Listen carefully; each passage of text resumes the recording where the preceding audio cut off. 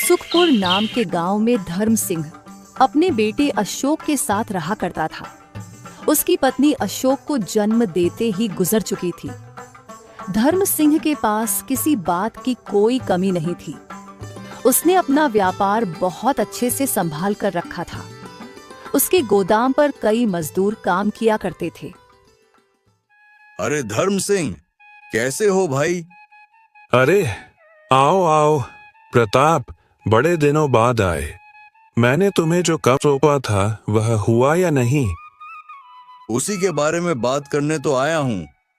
अच्छा, तो जल्दी से बता, लड़की कौन है, कहाँ की रहने वाली है, स्वभाव की कैसी है और उसके माँ बाप क्या करते हैं? अरे रुको रुको धर्म सिंह, बताता हूँ। इतने सारे सवाल एक साथ, मुझे बोलने का मौका तो दो भाई।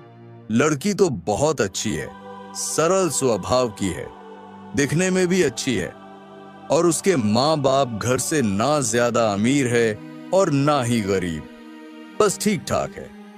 लेकिन तुम्हें तो संस्कारी चाहिए।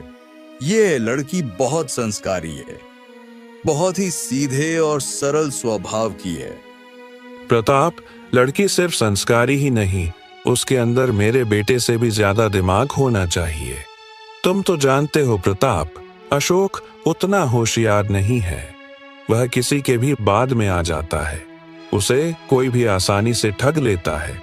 इतना सीधा और भोलापन भी सही नहीं कि कोई भी आकर उसे ठग ले। मुझे उसकी इसी बात के लिए फिक्र होने लगती है। इसलिए मैं चाहता हूँ अशोक की होने वाली पत्नी अशोक से भी ज्यादा होनहार और समझदार हो। अगर ऐसी लड़की अशोक के लिए मिल गई तो मुझे अशोक की चिंता करने की कोई जरूरत नहीं, क्योंकि मेरा क्या है प्रताप, मैं आज हूँ कल नहीं। दोनों बच्चों को एक दूसरे के सहारे ही जिंदगी बितानी है। मैं हमेशा तो अशोक के साथ नहीं रह सकता ना। अब हमारे बचे ही कितने दिन हैं। बस मैं अशोक के लिए निश्चिंत होकर मरना चाहता हूँ। इसलिए मुझे ऐसे ही लड़की चाहिए जैसा मैं कह रहा हूँ। अरे तुम चिंता क्यों करते हो धर्म सिंह? वह लड़की बिल्कुल वैसी है जैसा तुम कह रहे हो। बहुत गुणवान है और होशियार भी है। वह तुम्हारे घर को बहुत अच्छे से संभाल लेगी और तो और हमारे अशोक को भी संभाल लेगी। दिमाग में भी काफी तेज है। तुम किसी बात की कोई चिंता मत करो। बस तुम ये बोलो, लड़की देखने कब आ रहे हो? अब तुम इतना कह रहे हो तो लड़की ठीक ही होगी। तो ठीक है, हम जल्द से जल्द उसे देखना चाहेंगे। मैं अशोक से बात करता हूँ। तुम लड़की वालों को कह दो कि हम कल ही उनके घर लड़की देखने आएंगे। ये हुई ना बात। अच्छा भाई, ठीक है, मैं चलता हूँ और लड़की वालों को भी बता देता हूँ ताकि वह भी तैयारी में रहे। तुम अशोक से बात कर लो। मैं तो यही चाहता हूँ कि यह रिश्ता जल्द से जल्द हो जाए, क्योंकि लड़की वाले भी मेरे रिश्ते में ही लगते हैं। तो मैं उसे बिटिया को अच्छी तरह से जानता हूँ, बहुत ही अच्छी है। अब बाकी तुम्हारी मर्जी। तुम्हें सही लगे तो तुम रिश्ता कर ही लेना, ज्यादा मत सोचना। हाँ प्रताप, वह सब तो बाद में सोचेंगे। फिलहाल हमें एक बार लड़की से मिलना है, उसके बाद ही हम आगे का फैसला कर पाएंगे। हम अभी कुछ नहीं कह सकते। हाँ भाई, ठीक है, तुम बाद में फैसला ले लेना। मैं तो बस ऐसे ही कह रहा था कि लड़की में कोई कमी नहीं है। फिर भी जैसी तुम्हारी इच्छा। अब मैं चलता हूँ। धर्म सिंह अपने बेटे अशोक को बुलाकर कहता है, जी पिताजी, आपने बुलाया, कुछ काम था? हाँ अशोक, यहाँ आओ और हमारे पास बैठो। तुमसे बहुत जरूरी बात करनी है। दरअसल हमने तुम्हारे लिए लड़की देख रखी है। हम कल ही उसके घर जाएंगे। लेकिन पिताजी, यह कुछ जल्दी नहीं हो गया? अभी तो मेरी उम्र भी नहीं है। बेटा, जब हम तेरी उम्र के थे तब तू पैदा हो गया था और तुम कह रहे हो कि तुम्हारी उम्र नहीं है। बेटा, सही उम्र में शादी हो जाए तो ही अच्छा रहता है, और मैं चाहता हूँ कि मेरे रहते हुए तुम्हारी शादी हो जाए, बहू इस घर में आ जाए और सारे घर को संभाल ले। कोई और बात हो तो तुम बता सकते हो। क्या तुमने कोई और लड़की देख रखी है? नहीं पिताजी, ऐसी कोई बात नहीं है। मैं तो बस ऐसे ही कह रहा था। बाकी जैसा आपको ठीक लगे। मेरी बात ध्यान से सुनो बेटा। कल हम जब लड़की देखने जाएंगे तब तुम लड़की से अकेले में 3 सवाल करना। अगर वह लड़की तीनों सवाल के जवाब सही देती है तो ही हम उनके घर रिश्ता जोड़ेंगे, नहीं तो हम यह रिश्ता नहीं करेंगे।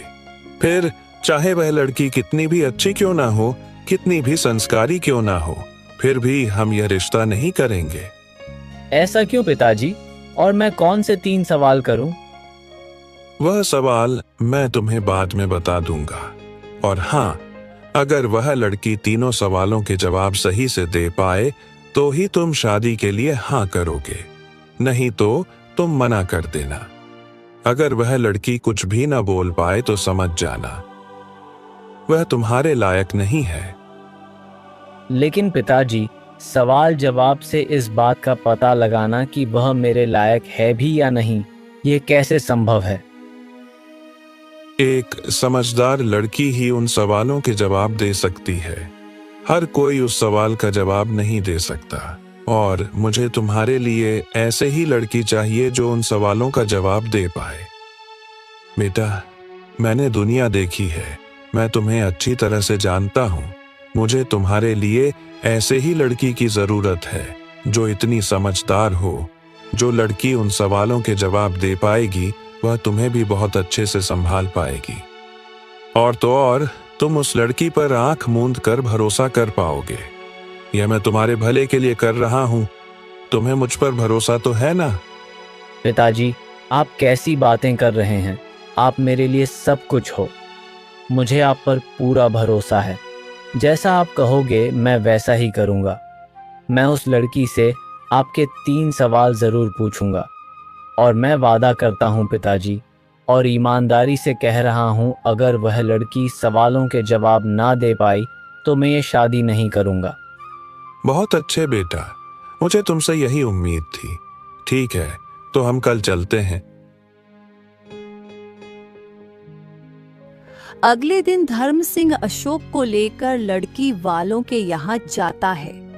भाई साहब, आपकी बिटिया तो हमें पसंद है, लेकिन हम चाहते हैं कि लड़का और लड़की को एक बार अकेले में बात करने दिया जाए, ताकि आगे कोई दिक्कत ना हो। क्योंकि भाई साहब, ऐसी बहुत सी बातें होती हैं जो बड़ों के सामने नहीं की जाती।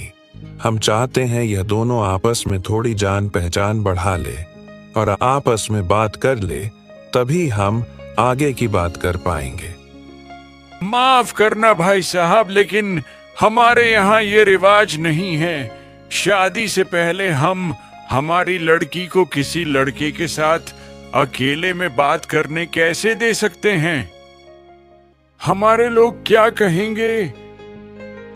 आप किस जमाने में जी रहे हो भाई साहब? आजकल तो यह सब चलता है, और आजकल आप देख नहीं रहे कि जमाने में क्या हो रहा है।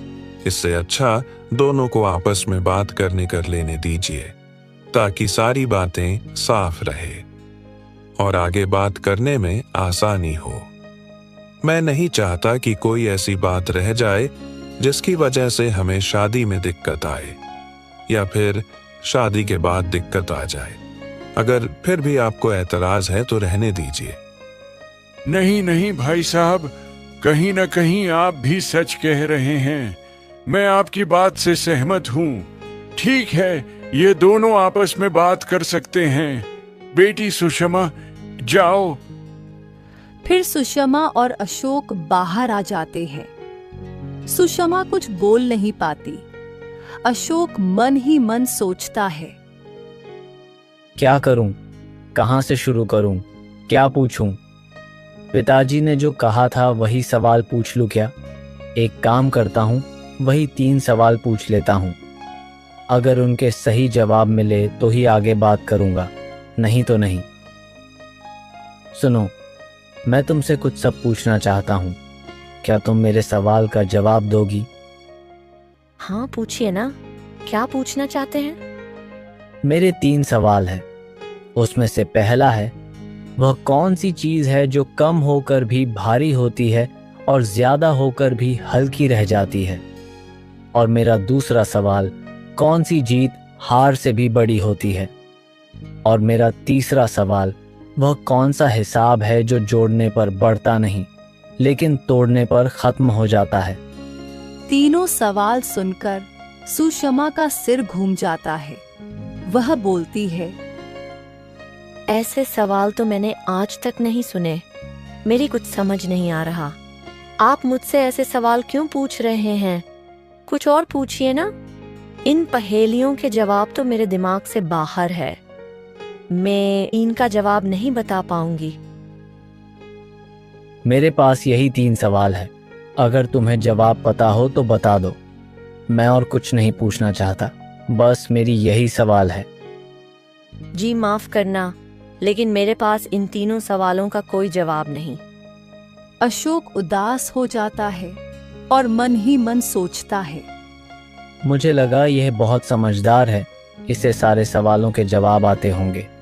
लेकिन मैं गलत था, इसलिए तो मेरे एक भी सवाल का जवाब नहीं दिया। इसका मतलब पिताजी के अनुसार यह लड़की मेरे लिए सही नहीं है।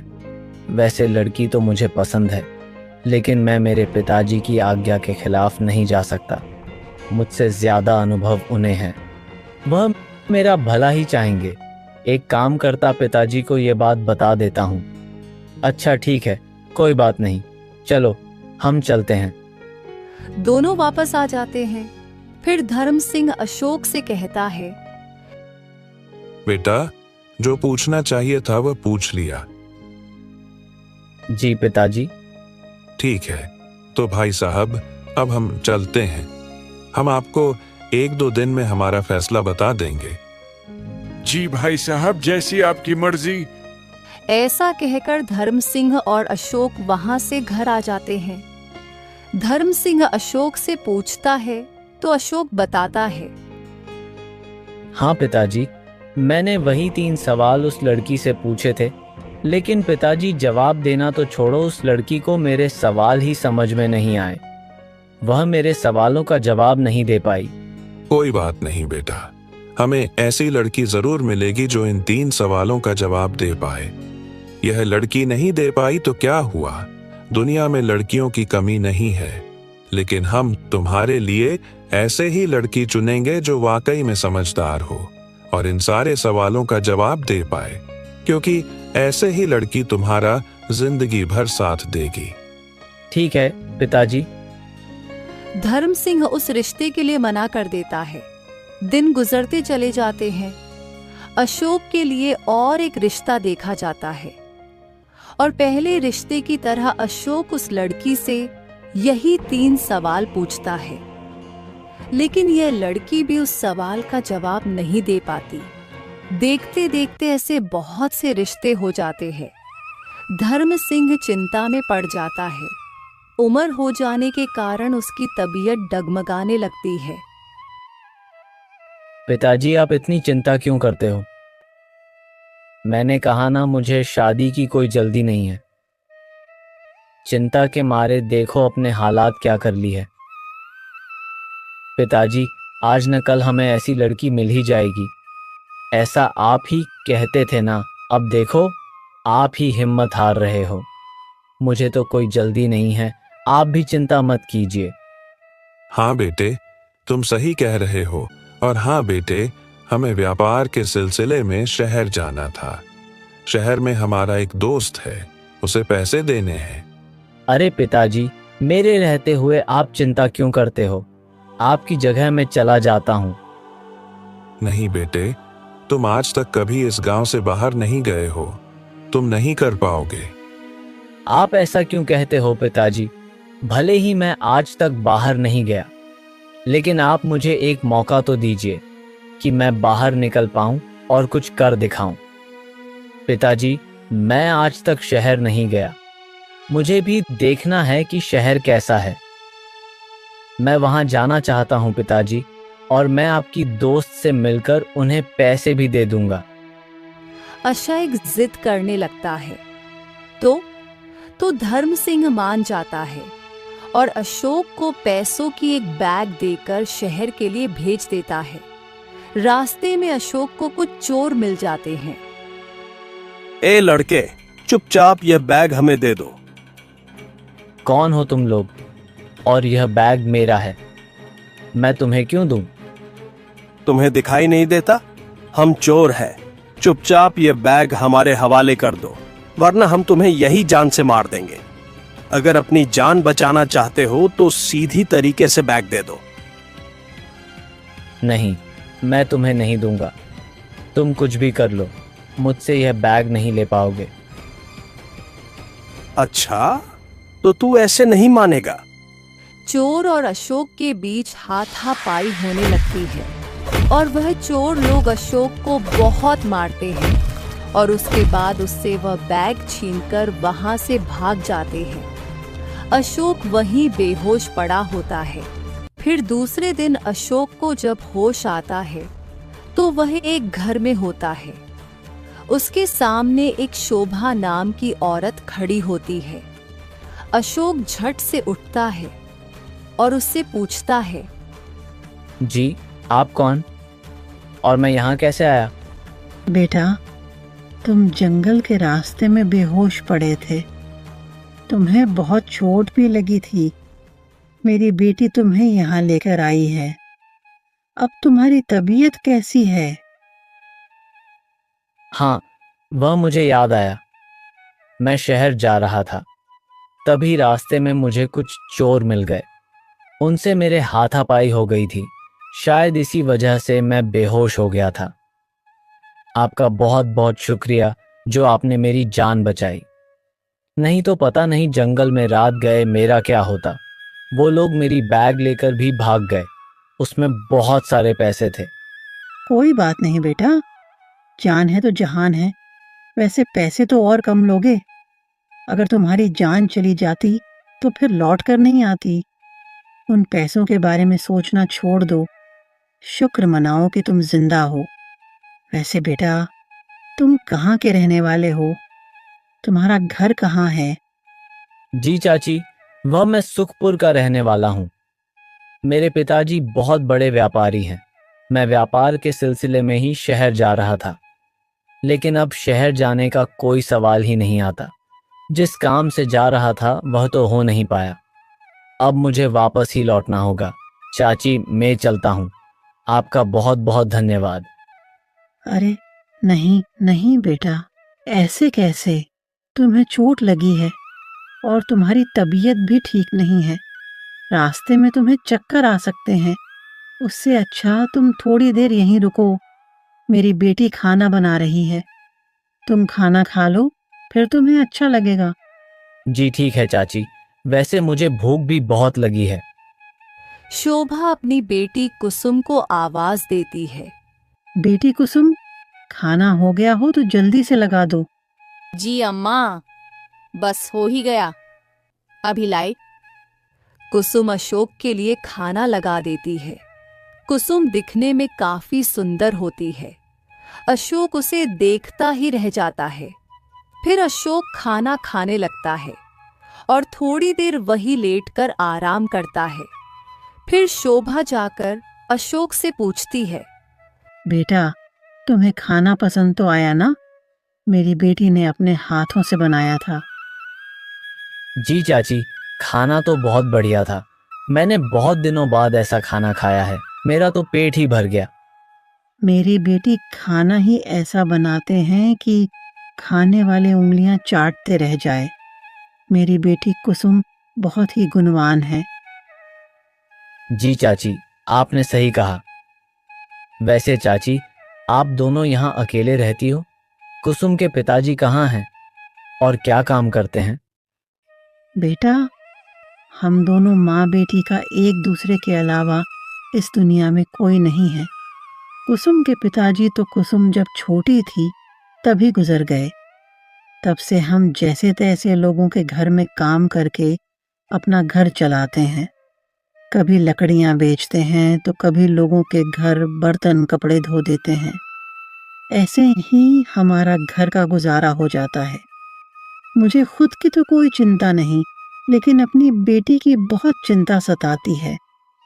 शादी लायक उम्र हो गई है और मेरी इतनी हैसियत भी नहीं है कि मैं उसकी शादी कर सकूं। उसे लोगों के घर पर काम पर भेजने के लिए भी झिझक महसूस होती है। तुम्हें पता नहीं बेटा, आजकल के लोग बहुत गंदे होते हैं। पता नहीं कब किसकी बुरी नज़र मेरी बेटी पर पड़ जाए, इसलिए मुझे उसकी चिंता सताती है। बस एक बार उसकी शादी हो जाए तो फिर मैं निश्चिंत होकर मर सकती हूँ। फिर मुझे अपनी बेटी की कोई चिंता नहीं। लेकिन पता नहीं भगवान ने कब उसके नसीब में शादी लिखी है। आप चिंता मत कीजिए चाची, आज न कल उसकी शादी भी हो ही जाएगी। जोड़े तो भगवान बनाता है। कुसुम के लिए भी भगवान ने बहुत अच्छा लड़का बनाया होगा, क्योंकि कुसुम स्वभाव की इतनी अच्छी है। उसने तो मुझ पर मेरी जान बचाकर एहसान किया है। आज उसी की वजह से मैं जिंदा हूँ। सचमुच चाची, आप दोनों का बहुत बहुत धन्यवाद। चाची, अब मुझे देरी हो रही है। पिताजी चिंता कर रहे होंगे। मुझे लौटना होगा। अब मुझे इजाजत दीजिए। ठीक है बेटा, तुम जा सकते हो। कभी यहाँ गुजारोगे तो घर जरूर आना। जी बिल्कुल चाची, अब मैं चलता हूँ। ऐसा कहकर अशोक वहां से लौट जाता है और घर जाकर धर्म सिंह को सारी बातें बताता है। धर्म सिंह अशोक से कहता है, भला हो उन माँ बेटी का जिन्होंने तुम्हारी जान बचाई, नहीं तो आज मैं मेरा बेटा खो देता। लेकिन पिताजी, आपने जो बैग दिया था वह सारे के सारे पैसे वह चोर ले गए। अब हम क्या करेंगे पिताजी? आपके शहर वाले दोस्त को पैसे देने थे ना। तुम पैसों की चिंता क्यों करते हो? हमारे पास कोई पैसों की कमी नहीं है। मेरे लिए तुम्हारी जान से ज्यादा कीमती वह पैसे नहीं थे। तुम वह बात अपने दिमाग से निकाल दो। तुम घर वापस आ गए, यही मेरे लिए बहुत है। अशोक अपने कमरे में आराम कर रहा होता है और वह कुसुम के बारे में सोचता रहता है।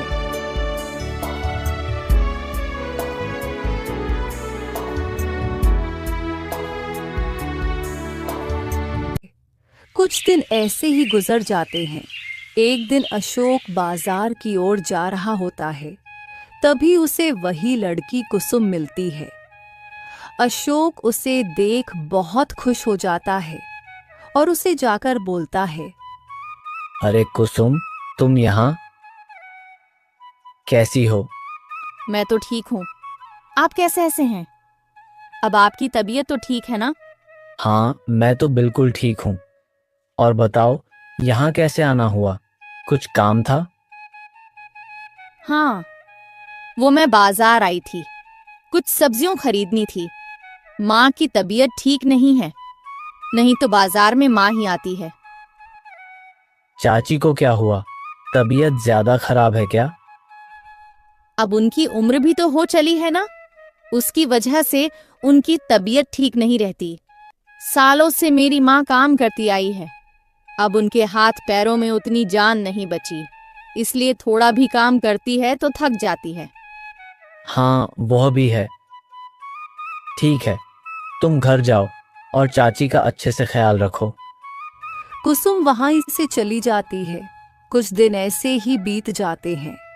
कुसुम अक्सर उस बाजार में आया करती है और अशोक भी बाजार में जाने लगता है। दोनों के बीच अच्छी दोस्ती हो जाती है। अशोक और कुसुम एक दूसरे को पसंद करने लगते हैं। एक दिन अशोक अपने पिता से कहता है, पिताजी, मुझे आपसे कुछ जरूरी बात करनी है, लेकिन समझ में नहीं आ रहा कि कहाँ से शुरू करूं।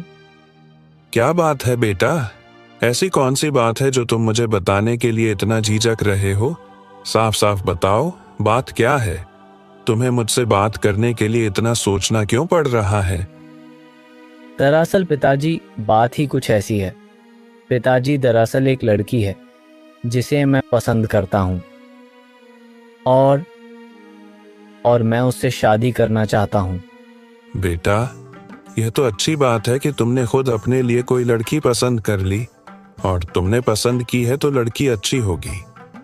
लेकिन बेटा, मैंने जो तुमसे 3 सवाल वाली बात कही थी वह तो याद है ना? क्या तुमने उन 3 सवालों के बारे में उस लड़की से पूछा? नहीं पिताजी, मैंने उसे लड़की से उन 3 सवालों के बारे में कोई बात नहीं की। पर आप फिक्र मत कीजिए, मैं जल्दी उससे उन 3 सवालों के बारे में बात कर लूँगा।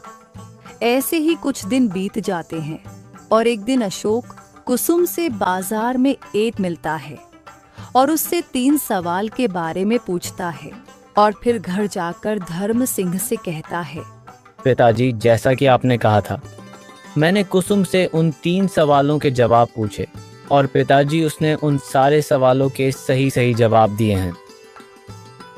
क्या बात कर रहे हो बेटा? यह तो बहुत अच्छी बात है। इसका मतलब आखिरकार मेरी तलाश पूरी हुई। मैंने तुम्हारे लिए जिस लड़की की तलाश कर रहा था वह कुसुम ही थी। आज तूने यह बताकर मेरा दिल खुश कर दिया। अब मुझे किसी बात की चिंता करने की कोई जरूरत ही नहीं। मैं तुम्हारे लिए बहुत खुश हूँ बेटा। लेकिन पिताजी, कुसुम हैसियत में हमारे बराबर की नहीं है। आपको इस बात से कोई एतराज तो नहीं है ना? दरअसल कुसुम अपनी माँ के साथ एक छोटे से घर में रहती है। उन दोनों का एक दूसरे के अलावा कोई नहीं है। वे दोनों बहुत ही गरीब हैं। बेटा, अमीर गरीब से कोई फर्क नहीं पड़ता। अगर अमीरी गरीबी से मुझे फर्क पड़ता तो तुम्हारे लिए तो मैंने एक से बढ़कर एक रिश्ते देखे थे, लेकिन मैंने उन रिश्तों को नकार दिया। मुझे बस एक ऐसी लड़की चाहिए थी जो जिंदगी पर तुम्हारा साथ दे सके, इसलिए मैंने वह शर्त रखी थी। बेटा, वैसे कुसुम ने उन 3 सवालों का क्या जवाब दिया? पिताजी, क्या आपको मुझ पर यकीन नहीं? ऐसा क्यों बोल रहे हो बेटा? क्योंकि पिताजी, मैं सच कह रहा हूँ। आज तक आपने मेरे लिए जितने भी रिश्ते देखे, मैंने बस इन्हीं सवालों के वजह से उन रिश्तों को मना कर दिया। पिताजी, मैं कभी आपके खिलाफ जा सकता हूँ? मेरा यकीन कीजिए पिताजी, कुसुम ने सारे सवालों का जवाब सही सही दिया है। मैं तो सोच भी नहीं सकता था कि कुसुम इन सवालों का जवाब जानती है। मैं खुद हैरान रह गया पिताजी। धर्म सिंह सोच में पड़ जाता है। मैं नहीं जानता कि कुसुम ने उन सवालों के जवाब ठीक से दिए हैं या नहीं, लेकिन जहां तक मैं अशोक को जानता हूं वह मुझसे झूठ नहीं बोल सकता। आज तक उसने न जाने कितने रिश्ते मेरी वजह से ठुकराए हैं। मुझे अशोक पर इतना भरोसा तो करना ही चाहिए। अगर मैं उसे ज्यादा जोर देकर पूछता हूं तो उसे बुरा लग जाएगा। शायद उसे कुछ बहुत पसंद हो गई है। शायद भगवान ने उसके नसीब में कुसुम को ही लिख रखा हो। मैं नहीं चाहता कि मेरे बेटे का मन टूट जाए। इससे अच्छा रहने देता हूं, और वैसे भी मेरे बेटे की खुशी में ही मेरी खुशी है। अगर वह कुसुम से शादी करना चाहता है तो यही सही। पिताजी, आप किस सोच में पड़ गए? आपको कोई एतराज है क्या? अगर आप नहीं चाहते तो मैं यह शादी नहीं करूंगा। बोलिए ना पिताजी, क्या बात है? अरे नहीं नहीं बेटा, ऐसी कोई बात नहीं है। तुम्हारी पसंद ही मेरी पसंद है। हम जल्द से जल्द तुम्हारी शादी कुसुम से करवाते हैं। यह सुन अशोक बहुत खुश हो जाता है और फिर धर्म सिंह अशोक का रिश्ता लेकर कुसुम के घर जाते हैं। कुसुम और उसकी माँ बहुत खुश हो जाती है। सचमुच मेरी बेटी बहुत भाग्यशाली है जो इतने बड़े घर का रिश्ता उसके लिए आया है। मैं तो सोच भी नहीं सकती थी कि मेरी बेटी इतने बड़े घर की बहू बनेगी। मैंने जरूर पिछले जन्म में कुछ बहुत पुण्य किए हुए होंगे, इसलिए आज भगवान ने मेरे झोली में इतनी सारी खुशियां डाल दी। मुझे तो यकीन ही नहीं हो रहा। ये सपना नहीं सच है समधन जी। हम जल्द से जल्द इन दोनों की शादी करवाना चाहते हैं। और हाँ समधन जी, शादी को लेकर आपको चिंता करने की कोई जरूरत नहीं। शादी का सारा खर्च हम उठाएंगे। बस आप अपनी बेटी हमारे बेटे के लिए दे दीजिए। फिर कुसुम और अशोक की शादी हो जाती है। कुसुम अशोक के घर आ जाती है। दोनों खुशी खुशी रहने लगते हैं। कुछ दिन ऐसे ही बीत जाते हैं। धर्म सिंह की तबीयत बहुत खराब होने लगती है। उसका इलाज चलता है, लेकिन उसकी तबीयत में कोई सुधार नहीं हो पाता। एक दिन धर्म सिंह कुसुम से कहता है, बेटा कुसुम, मुझे तुम एक बहुत जरूरी बात बतानी है जो मैंने आज तक अशोक को नहीं बताई। बेटी, मेरा बेटा बहुत भोला है, किसी की भी बात में आ जाता है। उसे बुरे लोगों की पहचान नहीं है, लेकिन मुझे तुम पर पूरा यकीन है कि तुम मेरे बेटे को अच्छी तरह से संभाल सकोगी और मेरे कारोबार को भी। इसलिए यह राज मैं सिर्फ तुम्हें बताने जा रहा हूँ। तुम चलो मेरे साथ, मैं तुम्हें कुछ दिखाता हूँ। धर्म सिंह कुसुम को एक कमरे में लेकर जाता है। वहां एक बहुत बड़ा पुराना संदूक होता है। धर्म सिंह उसे खोलकर कुसुम को दिखाता है तो उसमें ढेर सारे सोने के सिक्के होते हैं। यह सब देख कुसुम की आंखें फटी की फटी रह जाती है। धर्म सिंह कुसुम से कहता है, बेटी, ये सिक्के मैंने अपने बेटे के लिए सुरक्षित रखे हैं। अगर कभी जीवन में ऐसा समय आए कि मेरे बेटे को इसकी जरूरत पड़े, उसी दिन तुम इस बात का जिक्र करना। तब तक यह बात अपने तक ही रखना। याद रहे बेटी, तब तक यह बात अशोक को पता नहीं चलनी चाहिए।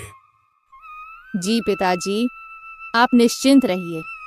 आपने मुझ पर इतना बड़ा विश्वास किया है, मैं आपके भरोसे को कभी नहीं तोड़ूंगी। मैं आपसे वादा करती हूँ, मैं इस बारे में इनसे कुछ नहीं कहूंगी। मुझे तुमसे यही उम्मीद थी बेटा। जब मेरे बेटे को वाकई में इसकी जरूरत पड़े, तुम उसी दिन उसे बताना। फिर कुछ दिन ऐसे ही बीत जाते हैं और फिर एक दिन धर्म सिंह की तबीयत ज्यादा खराब हो जाने की वजह से वह इस दुनिया को छोड़ देता है। अशोक अपने पिता के लिए बहुत रोता है, लेकिन कुसुम उसे बहुत संभालती है। कुछ दिन ऐसे ही बीत जाते हैं। अब कुसुम के तेवर बदलने लगते हैं। वह अशोक से अपने लिए महंगी महंगी चीज मंगवाती है और खुद भी शहर के बड़े बड़े बाजारों में जाकर बहुत खर्चा करने लगती है। अशोक को अपनी मीठी मीठी बातों में फंसाकर कुसुम अपने माँ के लिए भी एक बड़ा सा घर बनवा लेती है। धीरे धीरे कर अशोक कंगाल होने लगता है। एक दिन कुसुम अशोक से कहती है, सुनो, मेरे रिश्तेदार के यहाँ अगले हफ्ते एक शादी है। मेरे पास जो गहने पड़े हैं वह पुराने हो चुके हैं। मैं उन्हें न जाने कितनी बार पहन चुकी हूँ। मुझे सोने के नए गहने बनवा कर चाहिए। ये तुम क्या कह रहे हो कुसुम? तुम मेरी हालत तो जानती हो। पूरा व्यापार चौपट हो गया है। मुनाफा तो छोड़ो, नुकसान पर नुकसान होता जा रहा है। और तुम्हारे पास इतने महंगे महंगे गहने होने के बावजूद तुम नए गहने कैसे मांग सकती हो? तुम्हें मेरी हालत दिखाई नहीं दे रही? तुम्हें कुछ अक्ल है या नहीं? यहाँ खाने के लाले पड़े हुए हैं और तुम्हें गहनों की पड़ी है। वह मैं कुछ नहीं जानती। मुझे गहने चाहिए तो चाहिए। तुम कुछ भी करो और मुझे गहने ला कर दो। तुमने शादी से पहले मुझसे वादा किया था कि तुम मुझे खुश रखोगे, और आज मैंने तुमसे कुछ गहने क्या मांग लिए? तुम मुझसे ऐसी बात कर रहे हो? क्या तुमने इसी दिन के लिए मुझसे शादी की थी? अगर तुम मुझे गहने लाकर नहीं दे सकते तो मैं तुम्हारे साथ नहीं रह सकती। मैं जा रही हूँ अपने मायके, और मुझे रोकने की कोशिश मत करना। तुम्हारी गरीबी तुम्हें मुबारक हो। तुम अकेले ही अपने गरीबी के साथ रहो। अगर मेरे साथ रहना चाहते हो तो तुम्हें पैसे लाने ही होंगे। ये तुम कैसी बातें कर रही हो कुसुम? तुम्हें इस समय मेरा साथ देना चाहिए, ना कि मुझे अकेला छोड़कर जाना चाहिए। मुझे तुमसे यह उम्मीद नहीं थी। तुम्हारी बकवास सुनने के लिए मेरे पास वक्त नहीं है। मुझे बस इतना बताओ कि तुम मुझे गहने दिला रहे हो या नहीं। बकवास मैं कर रहा हूँ या तुम कर रही हो? मैंने तुम्हें कहा ना, मेरे पास खाने तक को पैसे नहीं हैं। और तुम्हें शर्म नहीं आती? तुम सोने के गहने मांग रही हो। शायद मुझसे बहुत बड़ी गलती हो गई जो मैंने तुमसे शादी कर ली। मुझे लगा तुम एक नेक दिल और समझदार लड़की हो, लेकिन मुझे आज पता चला कि तुम किस किस्म की लड़की हो। मैंने तुम्हारे लिए अपने पिताजी से झूठ बोला कि तुमने मेरे तीनों सवालों का जवाब दिया है, जबकि तुमने मेरे एक सवाल का भी जवाब नहीं दिया था। शायद तुम मेरे लायक थी ही नहीं। मैंने तुमसे शादी करके बहुत बड़ी गलती की है। उस दिन मैं पिताजी के खिलाफ न जाता तो आज मुझे यह दिन देखने को नहीं मिलता। आज मुझे खुद पर शर्म आ रही है। अच्छा, तो यह बात है। तो तुमसे किसने जबरदस्ती की थी? क्या जरूरत थी तुम्हारे पिताजी से झूठ बोलने की? उन्हें साफ साफ कह देते ना। मुझे उन तीनों सवालों के जवाब नहीं पता थे, इसलिए मैंने नहीं दिए। झूठ तुमने बोला है, मैंने नहीं। अब मुझसे क्या बहस करते हो? शादी तुमने की है तो तुम ही भुगतोगे। मैं सोच भी नहीं सकता था कि तुम एक दिन मुझसे ऐसी बात करोगी। शादी से पहले तो बहुत भोली बनती थी, लेकिन अब तुम्हारा असली रूप सामने आ रहा है। ठीक है, तुम्हें अपने मायके जाना है ना, तो जाओ। मेरे साथ रहने की कोई ज़रूरत नहीं है। मैंने गलती की है तो मैं ही भुगतूंगा। ठीक है, मैं जा रही हूँ। और खबरदार, मेरे पीछे आने की कोशिश की।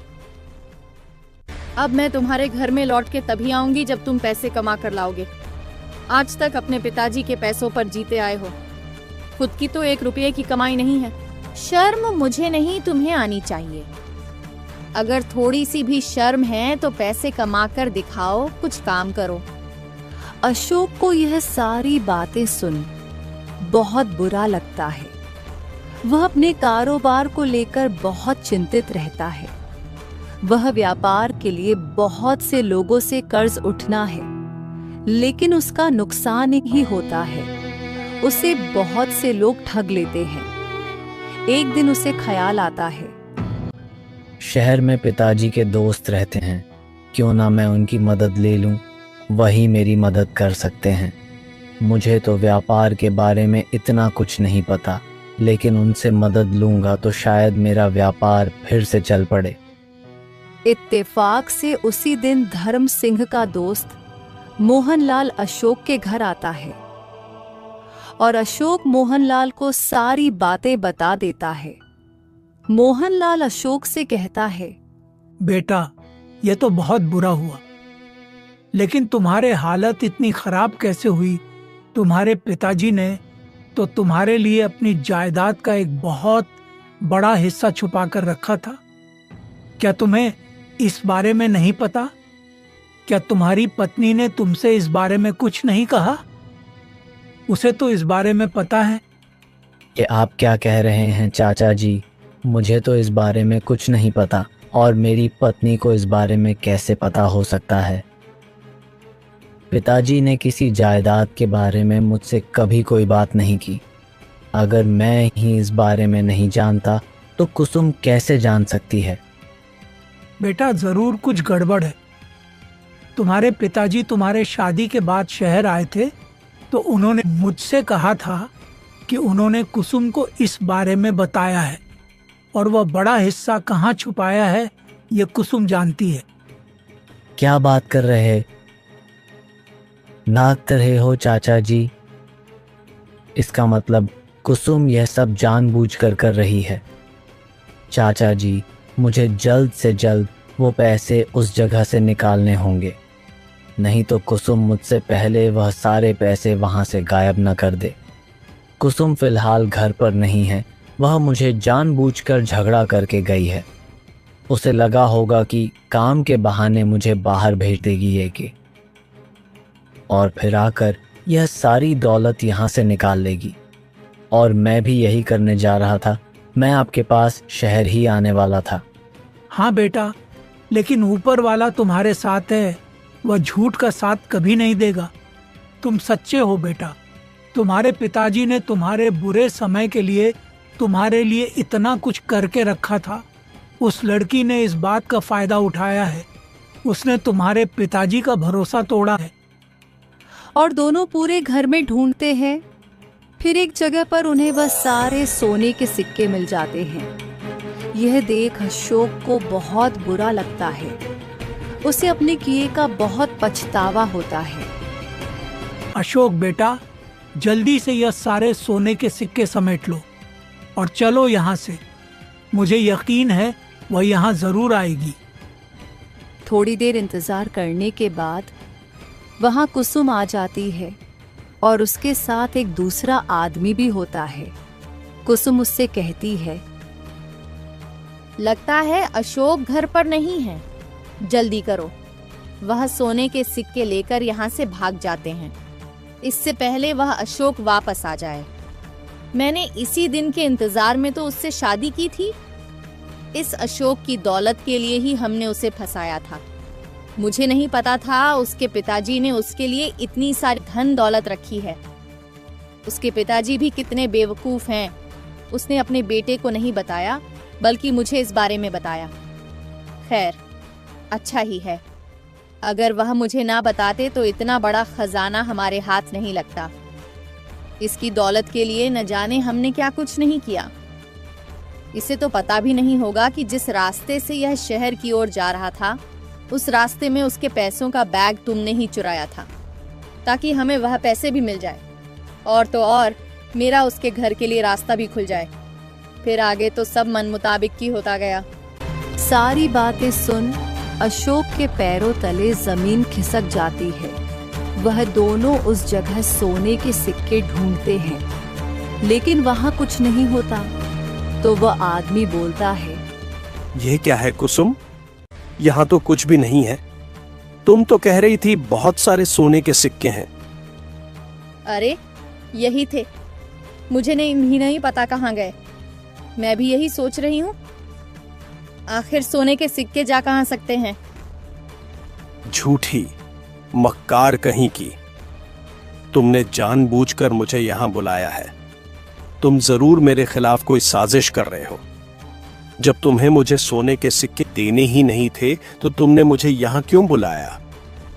मैं अपनी जान जोखिम में डालकर यहाँ आया हूँ। कोई तुम मुझे धोखा तो नहीं दे रही ना? अरे ऐसी कोई बात नहीं है। मैं खुद नहीं जानती कि वह सोने के सिक्के कहाँ गए। मेरा यकीन करो, सोने के सिक्के यही थे। वह दोनों आपस में लड़ पड़ते हैं। उन दोनों की यह सारी बातें सुनकर अशोक के होश उड़ जाते हैं। बेटा, तुम्हारा आप यहाँ रुकना सही नहीं। तुम चलो मेरे साथ।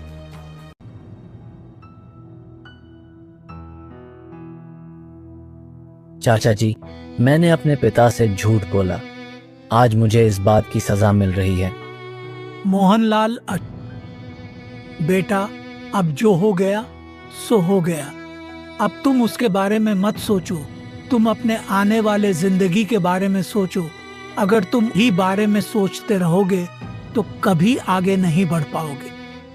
दोनों बात कर ही रहे होते हैं, तभी वहां पर मोहनलाल की बेटी रोशनी आ जाती है। पिताजी, आप कहाँ चले गए थे? मैं कितनी देर से आपका इंतजार कर रही थी। बेटी, तुम घर कब आई? तुम तो परसों आने वाली थी ना, तो फिर आज कैसे?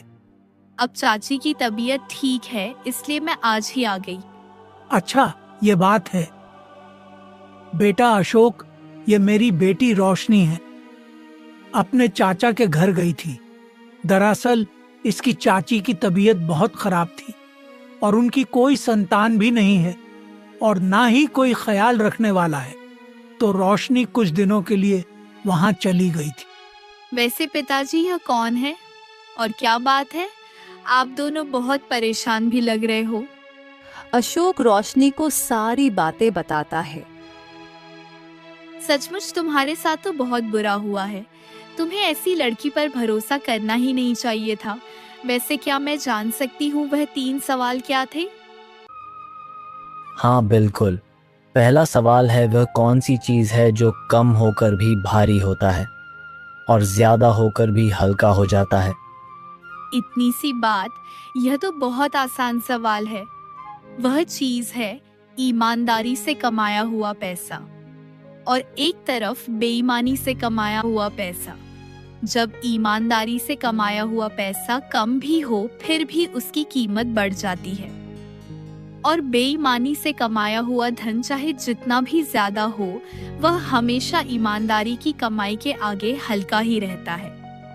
अशोक यह बात सुन सर रह जाता है और फिर दूसरा सवाल पूछता है।